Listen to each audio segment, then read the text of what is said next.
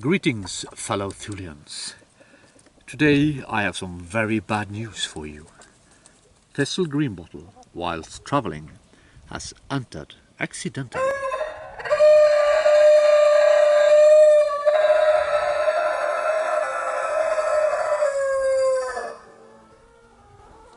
the realm of the Ettins, Jotunheimr. In the dark and twisted realm of Jotunheimr, the malevolent influence of Bolthorn warps minds and influences the behavior of anyone there. This pervasive evil affects not only animals and other creatures, but also humanoids who venture into this forbidden land. As you can tell, the behavioral change is dramatic. Shy creatures become peaceful, peaceful creatures become aggressive, and aggressive creatures remain aggressive. And it also affects the minds of humanoids, and affectionate humanoids become friendly. Friendly humanoids become indifferent, etc. So this realm, not only is it a dead and horrible place filled with danger, it also influences you mentally.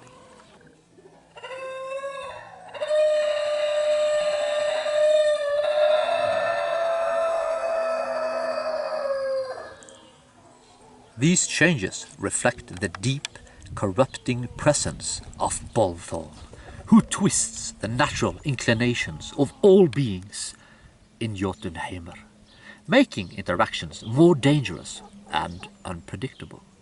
Travelers must tread carefully, as even those who were once allies may no longer be trustworthy under the shadow of Bolthorn's influence.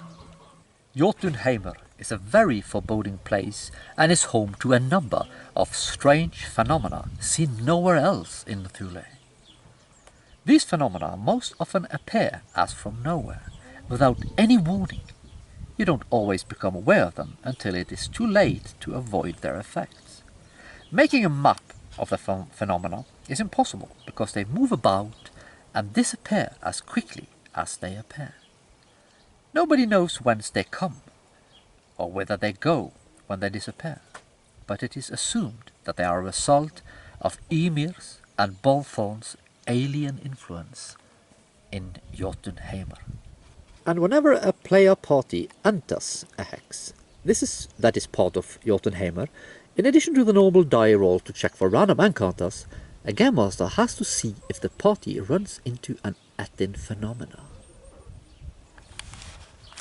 Ettin phenomena seem to be triggered by significant movement of living creatures. So if the party is just resting in Jotunheimr, there will be no chance for an Ettin phenomena to appear out of nowhere. If exploring the hex for a full day, this requires another 3 checks to see if they run into an Ettin phenomena whilst they do so. And you roll a d20 for the Ettin phenomena because you have different spells that influence this just a little bit, like 5 or 10% up or down, or up to 20% up or down. Let's find out if little Thistle has run into an Ettin phenomena. 5 he has. And when he does, we have to find out which one, and there are a number to choose from. We have Call of the Kraken, Ettin Earthstar, Icewind, Loop, Malaria, Darkness, Nightmare, Snow, Sunstorm, Vertigo, Fate Window, and White Web. Let's cast the die. 2. He runs into an Ettin Earthstar. Ettin Earthstar is some sort of fungus, very small and hard to spot, in time to avoid the effect. When you get near them, they explode like puffballs, spreading their poisonous spores into the respiratory system of the nearest individual.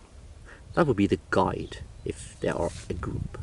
The affected individual must test constitution or be poisoned. But first of all, let us see if he noticed in time to avoid the effect. We test his intelligence with a +4 adjustment to the die.